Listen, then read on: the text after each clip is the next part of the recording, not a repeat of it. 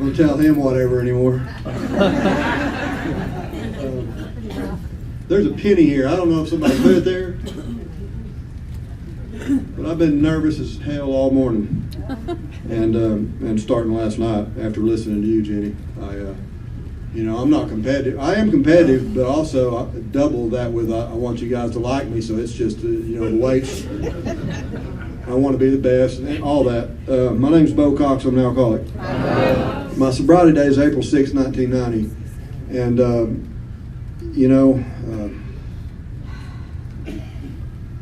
men and women drink essentially because they like the effect produced by alcohol.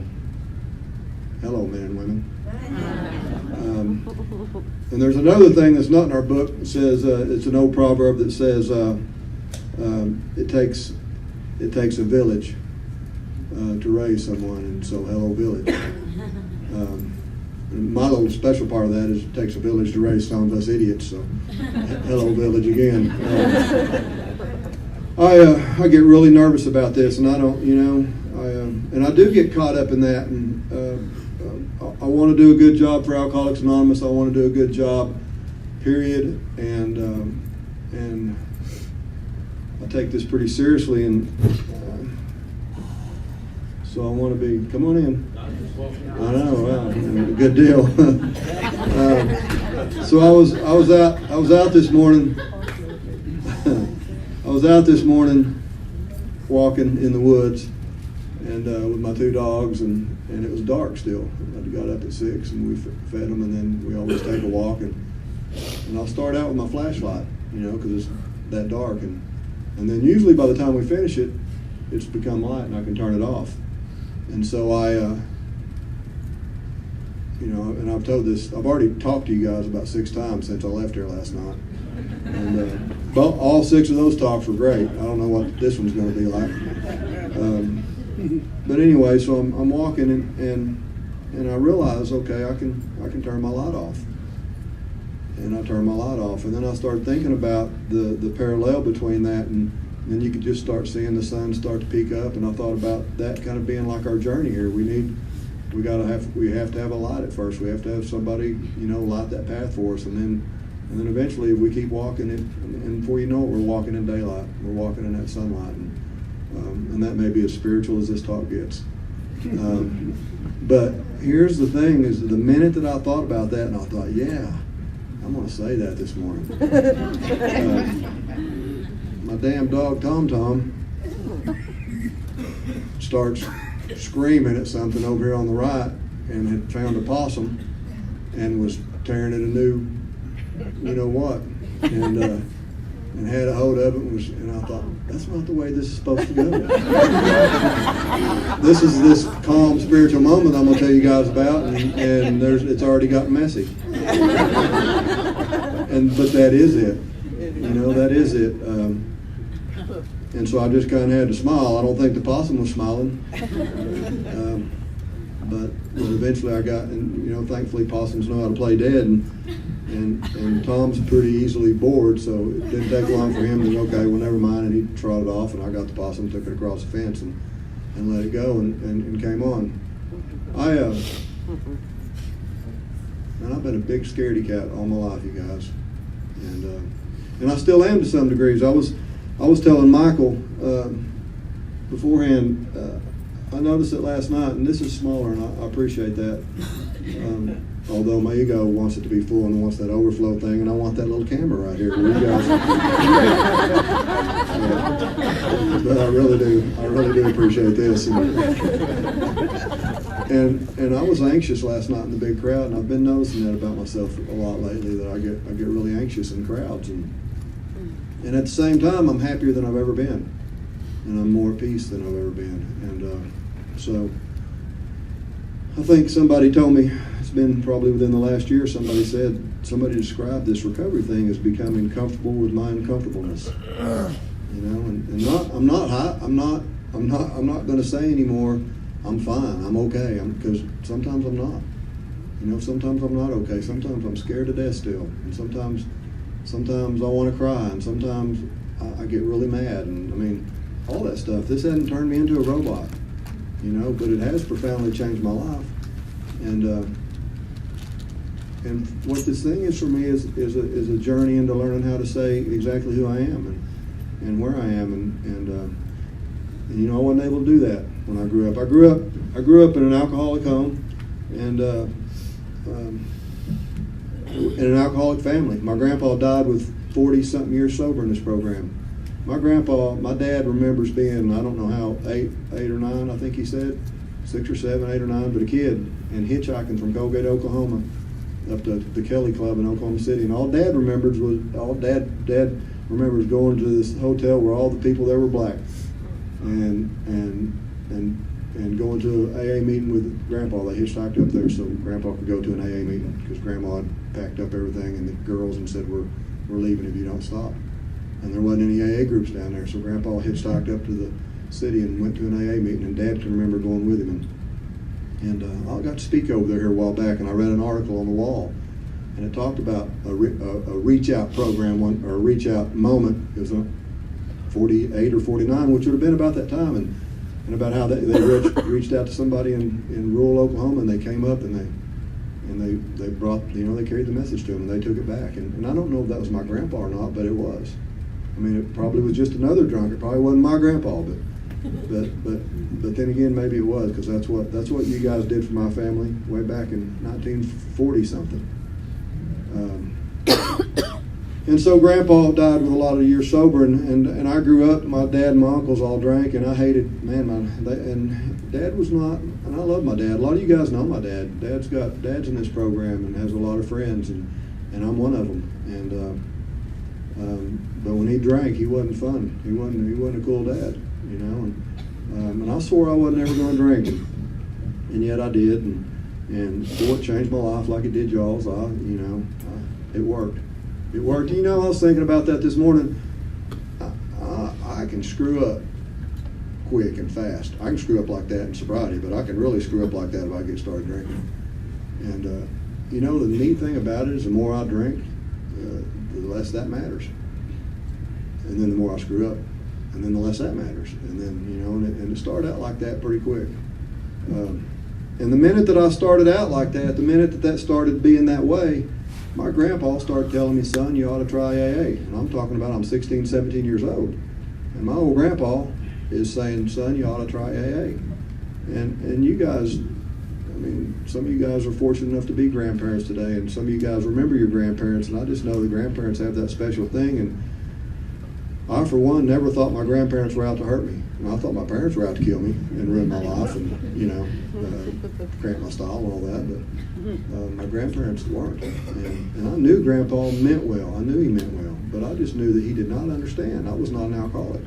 Old people were alcoholics. And that was where they sit around in these smoke-filled rooms and bitched about not being able to drink. And that wasn't me. I just liked to have fun. And I didn't listen to him. So I went from never going to do this to drinking the first time and thinking that the world had come alive. And I know somebody describes it as it's one of those Disney movies where they're in black and white, and then one day you get to watch it in color. And that's what it was like. I mean, it's just like, man, this is pretty cool. And all of a sudden, all those things that I talk about, being uneasy and being nervous and being afraid and all that's just out the window. I'm not nervous, afraid, uneasy, nothing. I'm pretty damn confident. And anyway, it just got bad pretty quick. And I became a daily drinker pretty quick. And I wasn't planning on any of this. It just took over. And I didn't think I had a problem. The only problem I had for all the way till I finally sobered up, the only problem I had was you people. That was the only problem I had. If people would quit telling on me, people would leave me alone, and people would quit making unfair rules, and people would quit, you know, just trying to freaking ruin my life. Leave me alone. Leave me alone. That was the world I lived in. I graduated high school, took off. I'm gonna get my phone out so I can see what time it is. I really am gonna try. It's 10:30. All right, I gotta quit talking about being loaded.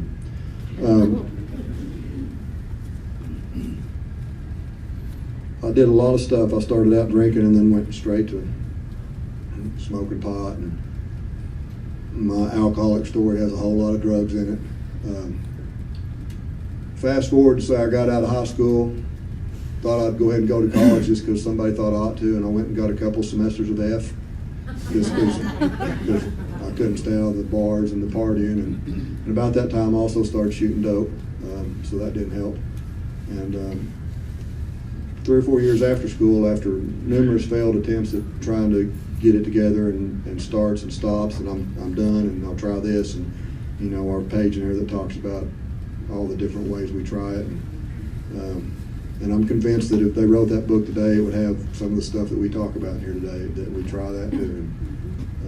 So anyway, I got a friend that says if you know an alcoholic that is having a hard time hitting bottom, introduce him to crack. And I never have smoked crack, but I would have if I'd have been around when if I'd have run into it. I see people, I work at a psych hospital today, and I see people come in on this new stuff. I don't even know what it is, but it's apparently, anyway.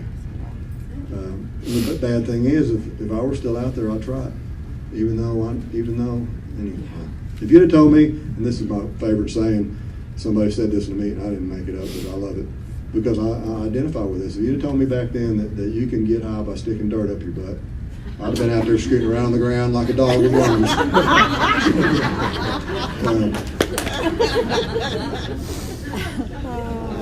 Jenny, they laugh at all the right times. I don't know what you're talking about. You said last night you guys aren't laughing at the right times. Anyway, but all that, and this is what I figured out working these steps. That's what this is about. And all that means that I am so uncomfortable with just being me. I'm so uncomfortable with just being the guy that's up here talking to you right now. And I don't know exactly why that is, because I have moments today where I know that this is a pretty good guy. And, but all that is just, and I used to think the other side of it. I used to think I just really like this stuff. But the truth of the matter is I really can't stand reality, or couldn't. So anyway, I end up in jail, and I say this because I think a lot of people struggle with this in this program today. I end up in jail for some charges having to do with amphetamines, and I hadn't drank in probably a couple of years during that time. Somewhere along that way, somebody told me that drinking was bad for your liver. I got it. That other thing about we drink because we like the effect, it also goes on to say some after a bit we can't differentiate the true from the false. And if you couldn't do that very well to begin with, like me, then you're really screwed. So something like I don't drink for 2 years while I'm shooting dope because I heard that drinking's bad for my liver, that's the kind of reasoning I got. It's kind of like, I had a friend one time that went to a crack house to call a tow truck. I mean, that's the kind of, I get that. His car broke down, he's sober, and he went to a crack house to call a tow truck because he knew some of the people there. And I'm like, really, dude? And the bad thing about it is it took my wife to point it out to him for me to get that was wrong.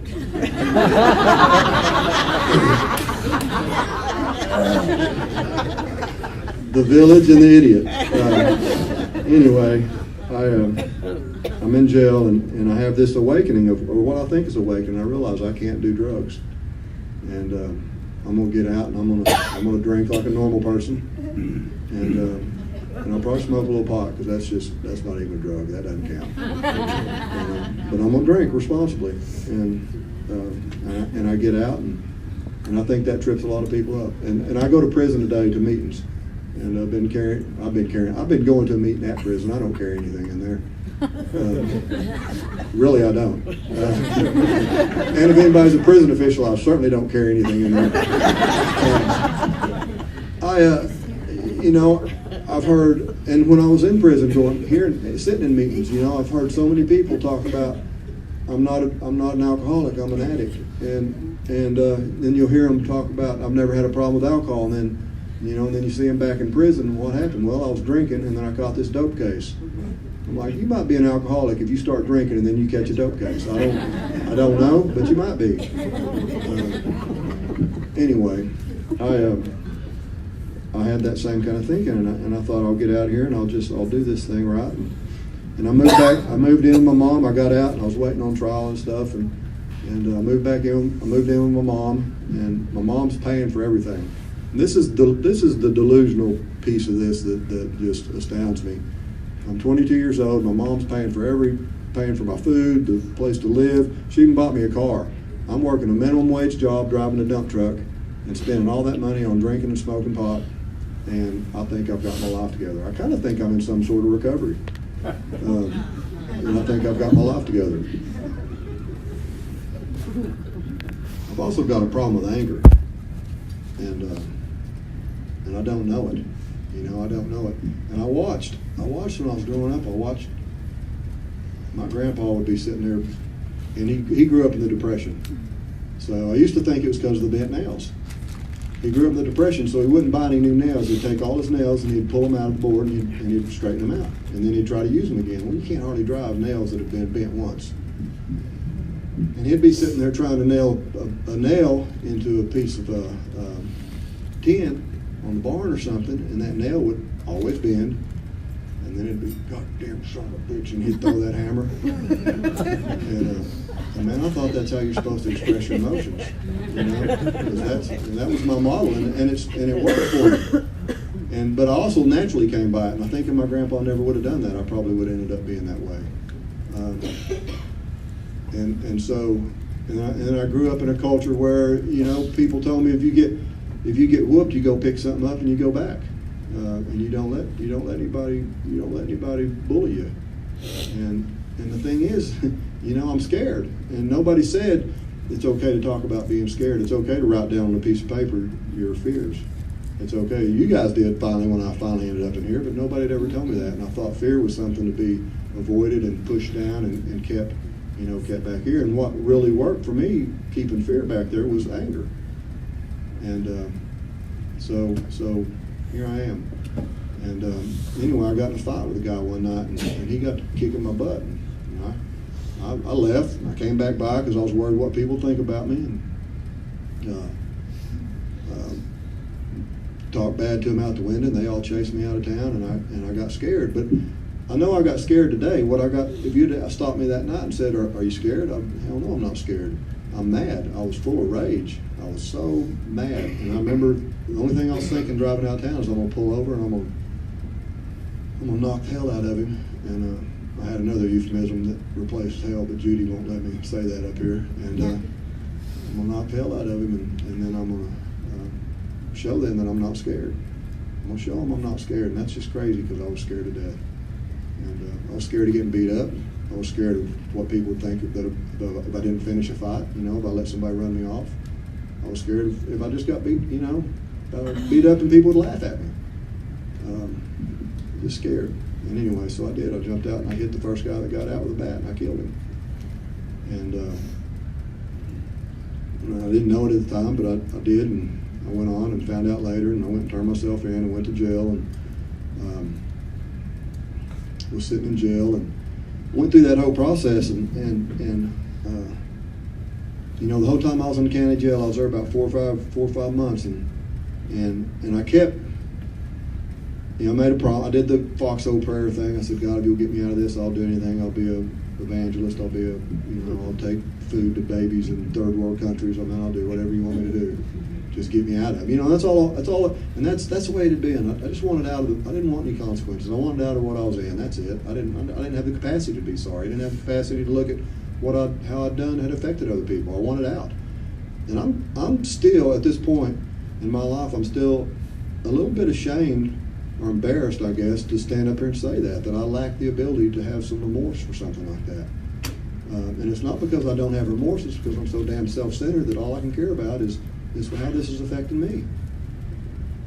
And and again, I don't know any of that stuff till I get in here and you guys start teaching me that. And, anyhow, I get through there, and nothing works out. And I get to prison. I go to prison, and the old boy that took me to prison. I like telling this because there's a piece of it later that I hope I remember to tell. But the old boy, but it also does another thing. The old boy that took me there, I'd known him my whole life, and when we got there, he said with compassion. He didn't say it like he was being mean. He said, "Are you ready for this?" And man, I wanted to jump out and just grab him, wrap my legs around him, and say, "No, I don't want to get out. Don't make me get out, Bill." I'm not prison material. I'm about 135, 140 pounds soaking wet with rocks in my pocket, and I can't grow a beard, and I'm a lot prettier than I am now. And prison ain't kind to folks like me, and that's really, I was scared to death. But I didn't say, yeah, I'm scared. No, I don't want to do this. I puffed up my chest, said, hell yeah, I'm ready. And just like what I'd been doing with everything. And so I went in there, and they shaved my head and stuck me in a jumpsuit and went up, and I'm just puffed up and trying to look mean, and I'm sure failing miserably. Probably looked like a scared little animal or a rabbit or something. But I got up there in my cell that night, and the old boy that they put me in a cell with, you could tell he'd been there a few times and knew what he was doing. He said, "Do you like to get high?" And I said, "Well, yeah, I do." And he said, "You got any cigarettes?" I said, "Yeah, I do." And he said, "Well, give me a pack or two, and we'll get us a joint." And so I did, and he sent it out with the run man, and he came back with a joint, and we're smoking that joint. And about halfway through that thing, as I started to feel the effect of that, my first thought was, this ain't gonna be that bad. And because that stuff works for me. I can really screw up my life, but if I can find something to fix it like that, it'll be okay. And that's why it works. It works. I think it works for everybody sitting in this room. And I don't think it works for regular people like that. Anyhow, I 4 years in there, I ripped and run and did everything I could do. I couldn't drink a lot. It was hard to drink. I have drank and drank stuff that looked like somebody had already thrown it up. If you want to describe what home brew looks like and made in a 5-gallon milk bag, it looks like somebody's already drank and thrown up their damn potatoes and eggs breakfast. And you drink it, and you appreciate it. And you're happy to get it. And, there was no boy there that, I'm still drunk and it's 22. There was no boy there that used to take Right Guard and buy. He'd trade around to get enough Right Guard because you couldn't go buy 6 deals of Right Guard because they knew what the gig was. And so he'd trade around and get it, and then he'd go squeeze them to the sock and drink that. And I remember seeing him, and this was when I first got in. I thought, now that that's an alcoholic, and this has kind of solidified what I'm thinking about my grandpa. My grandpa probably would have drank that stuff, because that's what alcoholics do, is that kind of stuff right there. And I'm not. I've got standards. And before I left that prison, I went down there and asked Rainwater how many of them Right Guards does it take to get a buzz, and I went and it takes about 3. Your first time, and it'll do it, and you'll smell good.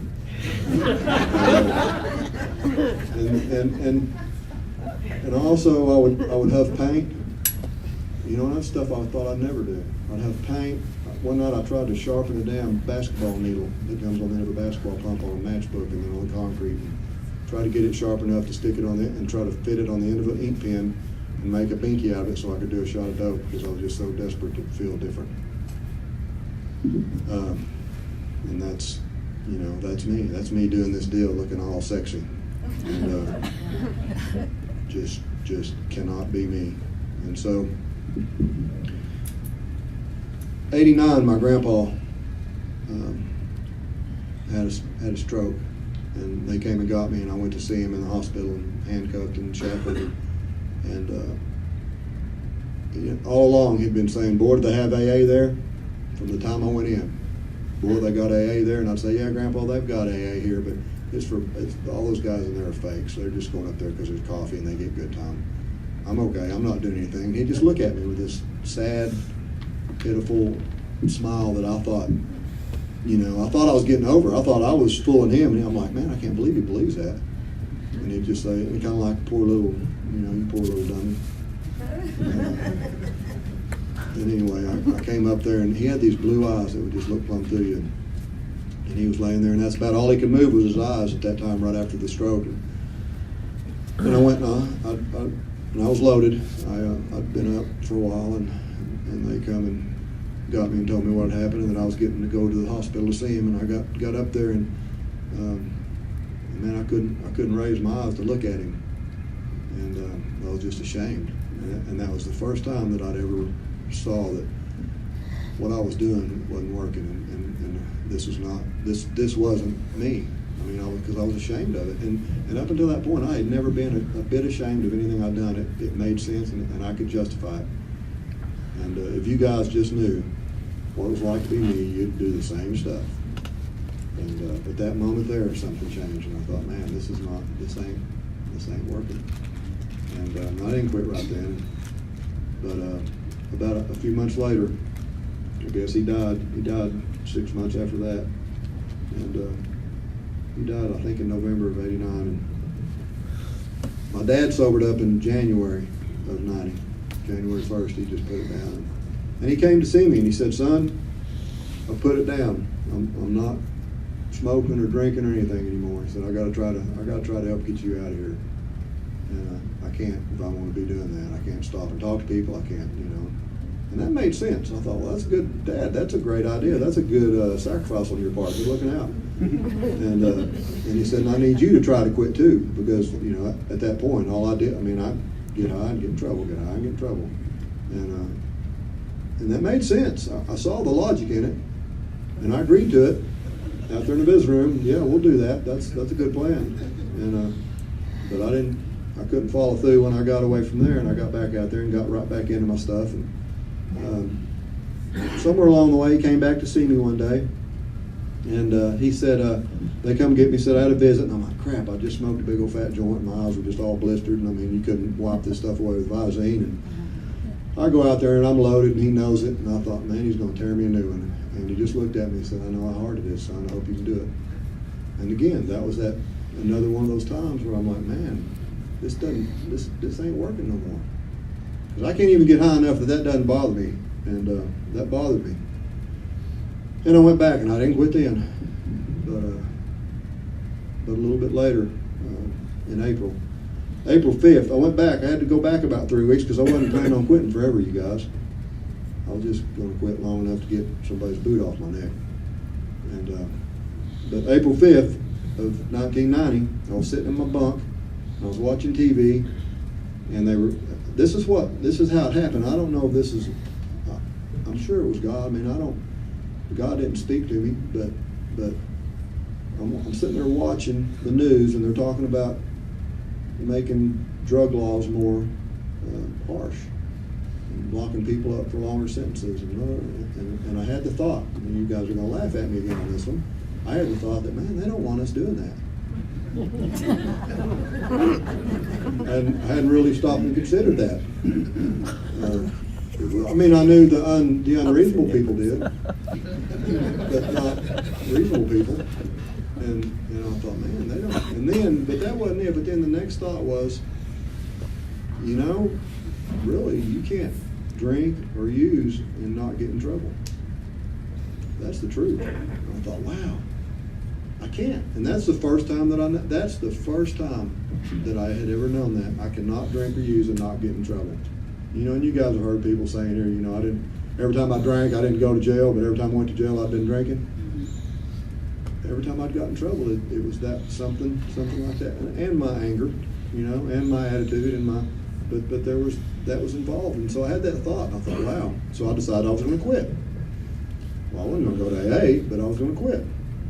And so first week, I'm still hanging out with people that are doing it. And I'm standing there one day in somebody's cell with a towel wrapped around my face, looking like an Islamic terrorist, looking out the window jiggering because I don't want to get high because they're smoking pot in there, and I'm jiggering for them. And I'm clean. I'm not like that anymore. And they're all smoking pot back in there, and I'm watching for them. And it dawned on me, you can't keep doing this, dude. You're gonna have to get away from it. You can't be in that world and not do it. I thought, okay, wow, okay. And then so not long after that, this guy says, hey, they've got a treatment center there at the prison. Why don't you try to get through that? People that are getting through it are getting out of prison. They're getting not out of prison, but they're getting time knocked off their sentences. So I thought, well, that makes sense. I'll go and I'll get in that treatment program. I'm not getting high or drinking anyway. I can get through it, and then maybe I can get some help because I was doing a life sentence and I needed some help. So I went and I did that, and not to not to be standing up here 27 some odd years later and being sober, but just because I needed some help. I needed to get out of the stuff, out of the mess I was in. So my intentions weren't the best. And, you know, if you're in here and you're sitting there, and any of you guys that are coming here, and I know this is a big hot topic, and I'm just me. Man, if you're coming here and getting a paper signed, keep coming back and keep getting it signed, because at some point you might hear something. Because that was my paper. I was there to get it signed. That was it. And then those people in that treatment center told me I had to go to AA. And so I go to an AA meeting, and I remember thinking, all right, Grandpa. I remember the moment he said that. I remember thinking, God dang, Grandpa. And so I go to this AA meeting, and I sit right next to the person. And this is the terrible. This is bad. But it's so true, and it's so me. So I'm sitting next to the person chairing, and I'm, you know, I'm insecure. I'm what you guys like me, and what you guys think I'm the smartest son you ever met, and funniest, and blah blah blah. But I'm scared. I'm also, you know, that egomaniac with an inferiority complex.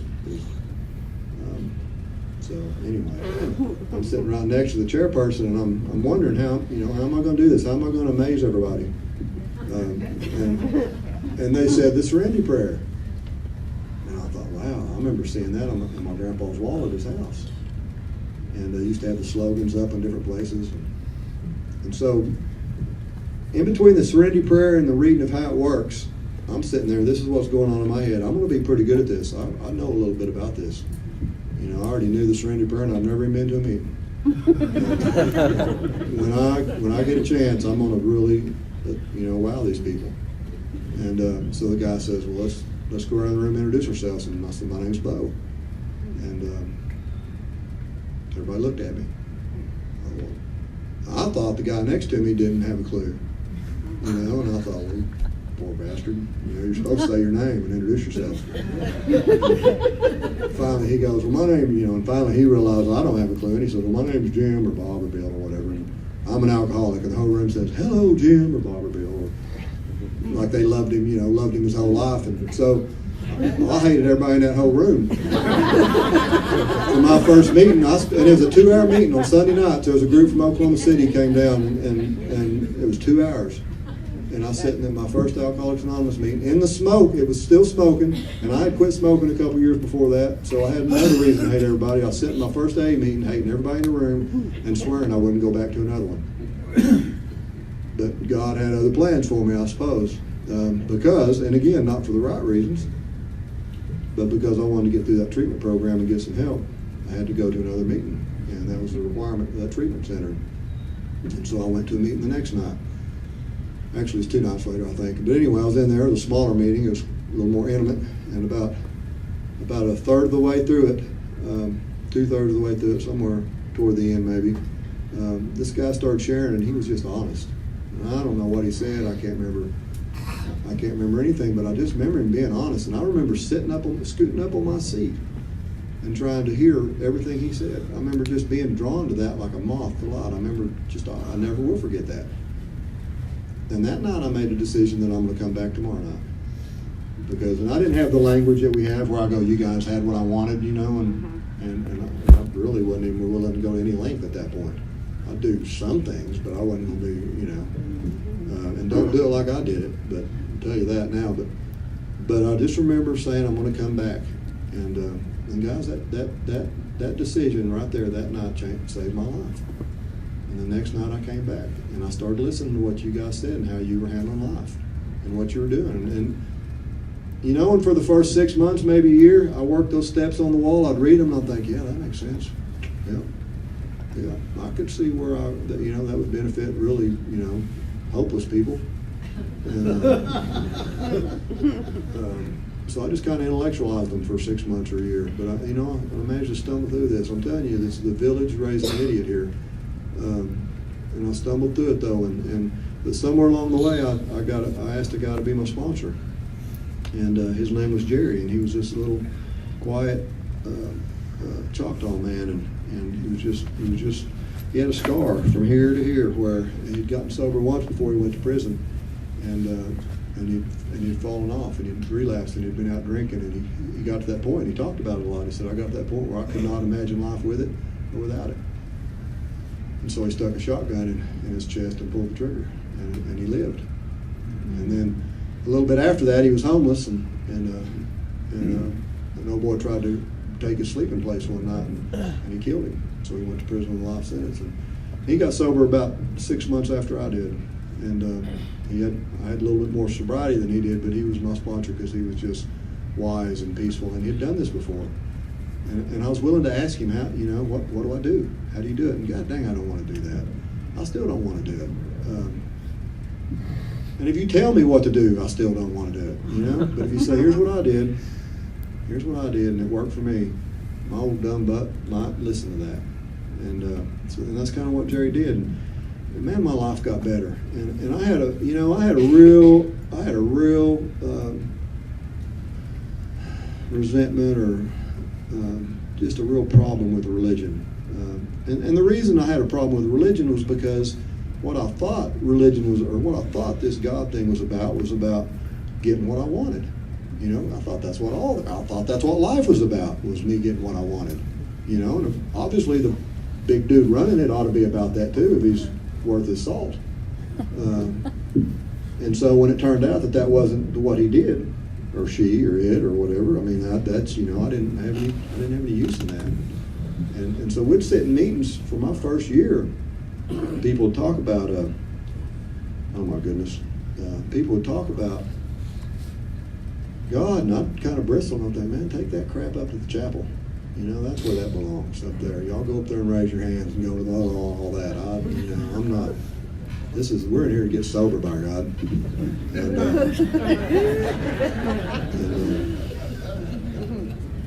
But my first sober Christmas, I had a moment where we had a meeting, and I didn't want to go. I didn't want to go to the meeting. It was almost like a freaking psychological warfare in there. They'd play Christmas songs over I don't know, do they still do that, Linda? Yes. They play Christmas songs over the loudspeakers at this prison during the Christmas season. This is not fair. And you'd hear this stuff, and this is my first sober Christmas, and I'm running around, and man, I'm feeling stuff, I'm feeling things. And I'm a man. And that doesn't go always, man. It's kind of like oil and water. And I'm not knowing how to do it. All my life I've puffed up and acted like, Anyway, I'm walking across the yard about every other day, and some damn Christmas song comes on, and man, tears start welling up, and I'm wanting to run and hide, and it's scaring me. It's scaring me, that realness, that being real and raw and honest is scaring the hell out of me. And I don't know, I don't even know how to say that then. I mean, that's what I know was happening now. And so I just started kind of isolating, man. I was go to my cell and I'd read and I'd go run. I mean, I was, and they come and literally pretty much drug me out of my cell Christmas Eve of 1990, and my first sober Christmas, and we had a meeting, and there were people in there talking. I mean, I remember people just talking about real stuff, missing their families, and a lot of regret, and a lot of wish I'd done better, and all that stuff. But at the end of it, there was a man named Moses that used to come in from meetings from Norman, and he suggested, and he was like he knitted him and his traveling partner Greta, who I found out after I met Judy was Judy's first sponsor. I mean, it's a neat little way that's come back together. So Greta and Moses were there that night, and Moses was a man's man. He knitted, and he was an English teacher. And I thought being a man was all this other stuff. And Moses was probably one of the strongest men that I'd ever known. And it was just a new kind of strength. And so anyway, he said, would you guys care if we all held hands and sang Silent Night? I'm thinking, oh my God. It's bad enough we got to hold hands and pray, and nobody knew the words other than the first verse. So he said, well, we could do, because that's one of the excuses we don't know all the verses. Well, we could just sing the first verse over and over, and we could go quieter each time till we're just done. So that we did, and we even turned the lights off, and we started doing that, and started singing Silent Night. And I don't know when it happened during it, but somewhere during it, this voice said, it's okay, Bo. It's all right. And man, it just felt like this warmth just went all over my whole body. And boy, I started bawling, and I can't even talk about it without bawling. And I knew then. And what I know today, even looking back on it, is I knew that it's another one of those things where, because God knew that I needed to know it was all right, because I did not know it was all right. And I'd been trying to do everything in the world to believe it's all right, to make me, or at least make me ignore the fact and not know that it hadn't been all right. And it was just peaceful. And I thought, wow.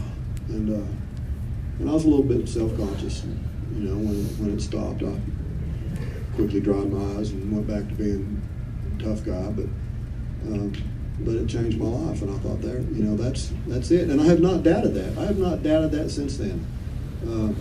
That was 27 years ago, a couple months ago. And I have not had one moment of doubt that it is okay. It's okay.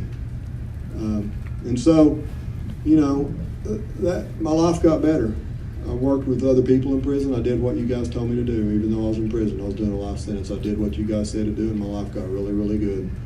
I went back to school. I started writing. I got married to a girl in AA that was a disaster, and I lived through it. And I learned a lot about myself. I learned a lot about myself in that, and stayed sober, and with some help. And then I had a decision that after that I thought, until it's just me and God in a box, and thankfully I was living in a box, so this would work out. I could test it. So it's just me and God in a box, and I'm okay. I ain't gonna be okay. There's not one of you pretty girls out there that's gonna make me okay. And that was an important step in my life. And I went about a year and a half, I guess, without going over to anybody in the visiting room and asking for their number, or God dang it. People probably checked to see what day I was visiting, and had their sisters and younger mothers come on the other day. Kind of predatory. Anyway, it was bad. But I got, I'm be okay by myself with God in this deal. And then I met Deb. I met my wife, and it's just a crazy story how I met Deb. She was plumb from Kentucky, and we somehow met. And I thought she was crazy. She wanted to move out here, and she did. She still moved out here. I left her this morning, and as it did when I let go of that and quit trying to just let it be what it is, and God knows what I need, and that's not to say that I'm gonna get what I want. And so I'm trying to hurry through this. I'm 2 minutes late right now. Slow down. I always talk long, but I was really wanting not to tonight or today. So I go, I get up to around 11 years sober, 15 years in. I'd been in 4 years before I sobered up. So I had 15 years in, and life was really, really good. I was going to come up for parole, and actually had a shot at it. Actually had a shot at getting out. And Deb had done an incredible amount of work. My dad had done a lot of work. There had been things that happened in my life that, and I hesitate talking about this. I got a friend, Steve says, you need to tell him that thing about the DA. So that just popped in my head, which is really everything you guys have heard this morning. It's just what's popped in my head, so I'm sorry. But he says, anyway, so I don't know, about a month before I get ready to go up, we're at a speaker meeting at prison, in the prison visitor room, and somebody knew somebody, and they got this guy to come from southeastern Oklahoma that had been sober for a few years and speak. And so this guy comes in, he's from Hugo, and he's a lawyer, and he's speaking, and I go up and I tell him after he speaks, I said, well, how you doing? I introduced myself, told him I grew up in Colgate. He said, is that right? And I said, yeah. And he knew some people I knew, and he said, so your DA was John Lawson, right? And I said, yeah. He said, this is a small world. He said, hell, I office with him. And I said, oh, really? And he said, yeah. He said, how would you like a letter from him recommending you for parole? I'm like, well, I'd love it. That'd be great. I mean, you don't get that. Usually they show up and protest you. And I mean, that's their job, And I'm like, yeah, great. And I'm thinking it won't be much of a letter, but it'll be it'll beat him showing up and protesting. Just not showing up and protesting would be nice. And he says, okay. And I said, what, so you want me to call your office Monday, or what do I do? And he said, yeah, just call my office Monday morning. So Monday I go out there and I get in the case manager's office and I get a phone call, and I call down there and I ask for this guy and tell him who I am. They said, oh no, you're wanting to talk to John Lawson. We're expecting your call. And I'm thinking, oh shit, I don't want to talk to my damn district attorney that prosecuted him. I wanted to talk to his friend that was going to work, and he said, no, we'll put you through. And next thing you know, I'm talking to my district attorney. And he says, hi, Bo. And I said, John? I understand you need a letter. And I said, I would absolutely love one. I'd be really, really grateful. And he said, well, I understand you've kind of got your life together. And I said, yes, sir, I'm trying. And we get to talking. And I said, so you want me to give you an address or what? And he said, I'll tell you what I want you to do. I want you to write the letter. And I want you to send it to me, and I'll put it on our letterhead, and I'll sign it. I'm like, where in the hell does that happen?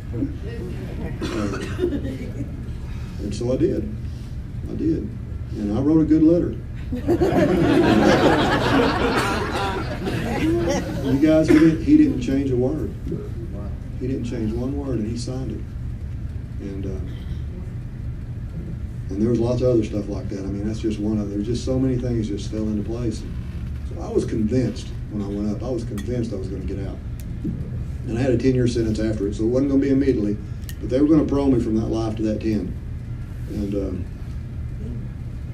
And the 10-year sentence was actually kind of a godsend. But anyway, to have that instead of just having the heat of letting me straight out. So I thought it's a done deal. They're going to do it.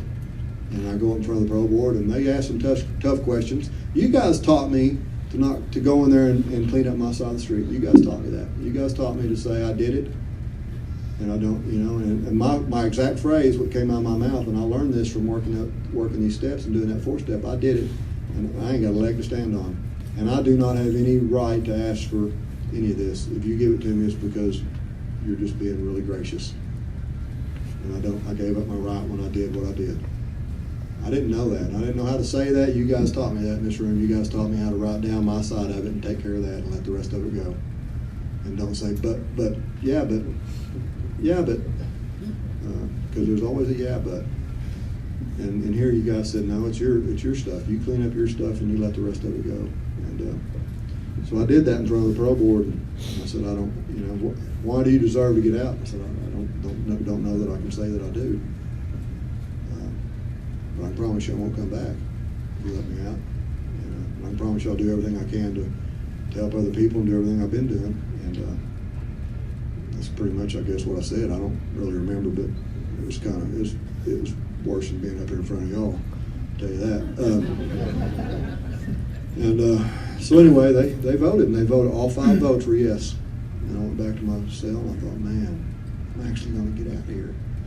And I started planning what I'm going to do, and I'm down there in the visiting room one day telling Deb what we're going to do, and here's my agenda. It's kind of like telling Deb my plans, and that joke, if you want to make God laugh, tell him your plans. Well, the same goes for my wife. And so I'm telling Deb my plans, and anyway, she looks at me. She goes, "Well, when are you going to go to a meeting?" And she doesn't even go to Al-Anon. She knows that stuff, and she goes, "When are you going to go to a meeting?" I said, "Well, I'll probably go to maybe a couple a week." And she said, "Well, I'm pretty sure that I've heard you talk to these guys that are getting out that you've been working with and telling them that they need to get involved in Alcoholics Anonymous and go to a bunch of meetings right at first so they don't fall off the edge. And why don't you need to?" So, and even though it's not anywhere in our literature, that 90 meetings in 90 days stuff, that's what I tried to do. I went to about 87 when I got out eventually. But the thing was, I didn't get out that time. I thought I was, and about 2 months later, the governor still has to sign your stuff in Oklahoma. And about 2 months later, I got the news that the governor had denied signing it, and that I was going to be put off for 3 more years. And I was crushed. And I went to bed that night, laid up there in my bed. I tried to put on a brave face most of the day, and deal with life on life's terms and all that stuff like you guys taught me. But man, I was crushed, and I had my lip out, and I was kind of being a baby. And the last thing I thought that night before I went to sleep was, I don't even know why I'm doing all this shit. I ain't never gonna get out. this voice said, and it's the same voice that said everything's okay. This voice said, "Is that why you're doing it?" I thought, wow. And I laid there for about 2 more hours that night, you guys, wondering, is this why am I sober? Is it just to get out? You know, and to be honest, it had to be up to that point, at least to a degree, or else I wouldn't have had that thought. I wouldn't have said, I don't know why I'm doing this. I mean, that indicates that a portion of my motive was still to get out, not just to be sober. And that's with 11 years sober. And that's with, if you'd have talked to me before that and tried to tell me that that's what, you know, you're not, I'd argued with you, and I said, oh no, and that was a big lesson for me. And I thought, wow. And but I also realized that night as I was laying there that no matter what it had been, because I thought that question indicated that it had been a piece of that, but also there was also a bigger part and it came right after that question. Is that why you're doing it? No, I'm doing it because this is who I like. I like who I am. I like the life I have, and that's why I'm doing it. And I want to. This is who I want to be. And so, you know, I got up the next morning. I went to a meeting that night, and we were reading out of the 12 and 12, and we were reading on the 8th step, and I'd heard this read I don't know how many times, and it just hit me upside the head like a brick. We first started out with reading the step, and then made a list, and I'd done the list. I'd made amends to people. I'd done, you know, but then it said became willing to make amends with them all. And for the first time in 11 years, it dawned, and maybe I'd thought about it earlier and just didn't want to do it, but it dawned on me that I need to be willing to be there. I need to be willing to be there no matter how long, and because that's what you guys taught me that I needed to do. And it dawned on me that night, this is where I'm either going to work this deal and I'm going to be real about it, or I'm going to go ahead and I'm going to step on out, because it didn't say unless you get in really bad trouble, then you don't have to be willing. You know, it just said you got to be willing to make amends with them all. And part of the people that I had hurt, besides Bart and his family, was society as a whole.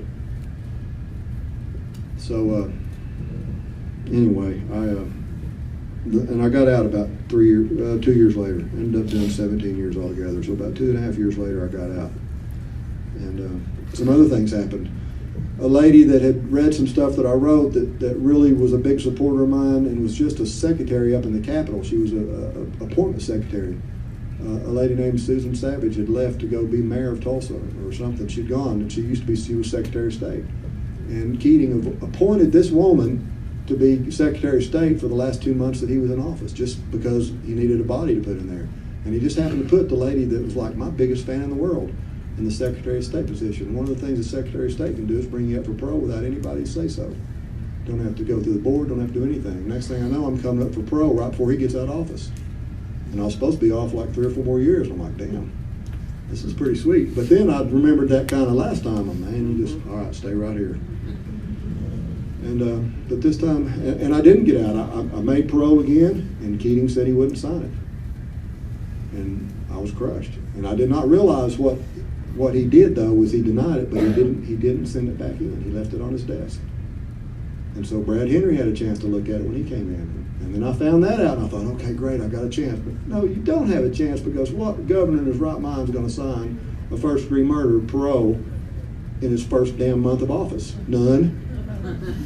He ain't got, I mean, he didn't do any favors, pal. And that guy did, man, he signed it.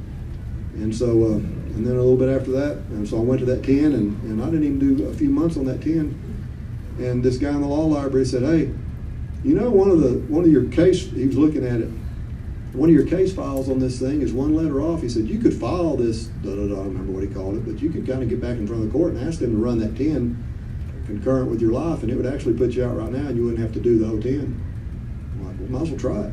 You know, it's not going to work, but we'll try it. We did, and hell, it worked. You know, they called me one day, I was at work, and they said, you're going home. They got some judge just ruled on something, you're going home. I'm like, wow. So anyway, I get out, and that's been 15 years in a few months, and I got a home group, I got a sponsor. I started doing this deal out here, and it's been anything but textbook or perfect. It's been all over the place. Two things. I'm gonna shut up. I got a chance to see that guy. You know, this 8th and 9th step thing and this making amends, and it talks in there about being able to look the world in the face again. And I can tell when I'm not right because I start looking down at my feet. And when I'm okay, I can look you guys in the eyes. And I think working at 8th and 9th step and making some amends has helped me lift my head up. Jerry used to talk about when he came in here, he had a spot right here that he looked at, and then after a few months, his spot moved out a little bit on the table, and then it moved out, and then finally at one point he was able to look up and look at the people in the rooms with him.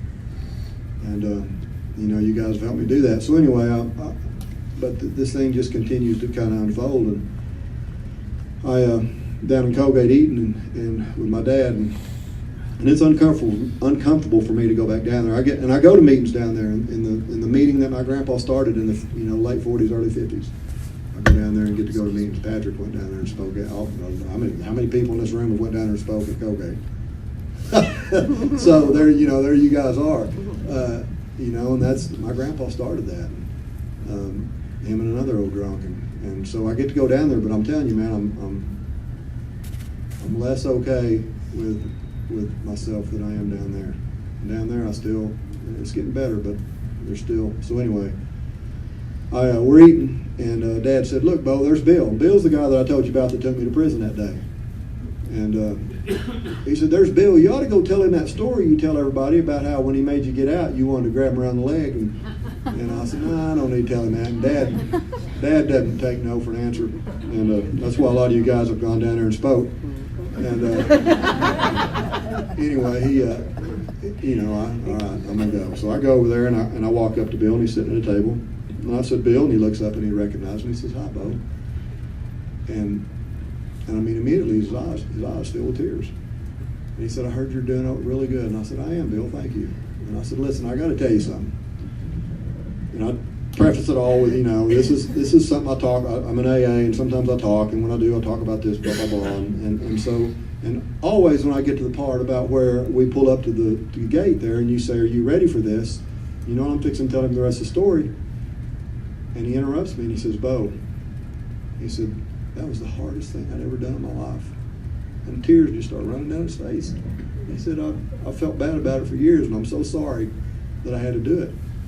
And you guys have taught me to be able to say, "Bill, that was my fault. You didn't do anything wrong. You were doing your job, buddy, and that's okay." And he said, "Are you serious?" And I said, "Yeah, I'm serious." And I had never, ever, I've thought about who did I hurt and who did I harm and how do I make amends? And I never would have thought that the guy that took me to prison that day had been bothered. That was, at that time, that was 12 years, probably 13 years since I'd been out. Has been bothered for close to 30 years with having to take me to prison, and it's bothered him. And later I talked to his sister, who was my classmate, and he had told her about our deal, and she said, "You have no idea how much you saying that to him meant, and how much that bothered him over all these years." I never would have known that. I never would have thought that. I thought, I just keep thinking, still there's a part of me that thinks if you guys will just leave me alone, I'll be okay. Anyway, it wasn't. And Bill died about a year after that. He got cancer and died real fast. And I was really grateful I got to do that. So finally, another thing is I sponsor a guy named Jeff, and he's a good friend of mine. He's a little bit of a different character. And he's kind of private, and so I've had to kind of be gentle working the steps with him and doing stuff and hearing with him. And but he had a son. He had a son named Max that he was really proud of. And they'd load up and we'd go speak, or I'd go speak, and they'd go load up. Hell, they probably heard me speak 20 times, 30 times. And I'd say, "Jeff, you don't have to go." "No, I want to."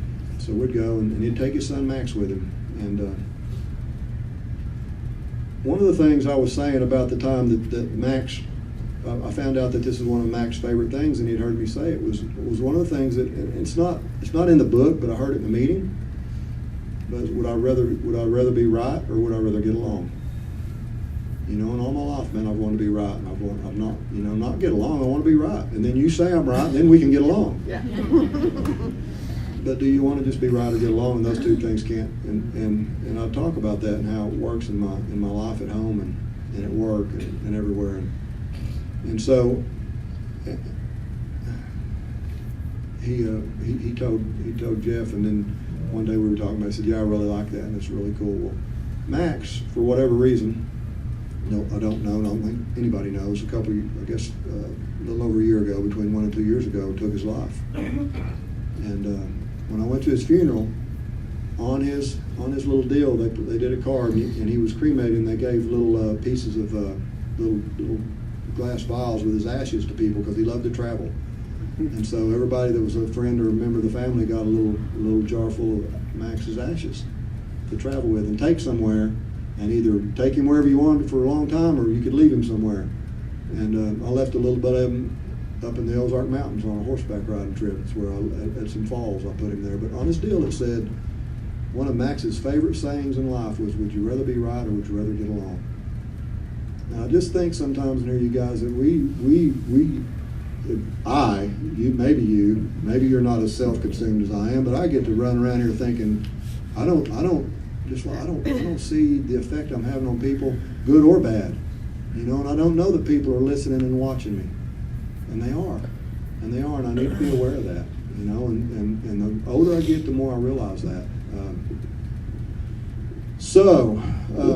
I talked too long, and there's a whole lot more I want to tell you guys, but I'll save it till some other time maybe. Bye. Thank you.